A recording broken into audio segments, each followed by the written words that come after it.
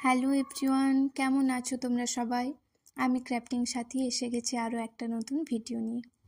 সামনেই তো রাখি, সবাই জানো। আমি আগেও রাখি নিয়ে একটা ভিডিও অলরেডি পোস্ট করেছি। যারা এখনও দেখোনি অবশ্যই আমার চ্যানেলে গিয়ে দেখে এসো। আজ আমি খুব সহজ পদ্ধতিতে এবং খুব কম সামগ্রী দিয়ে রাখি বানানো দেখাবো, যেটা তোমরা মাত্র 5 মিনিটেই বানিয়ে ফেলতে পারো।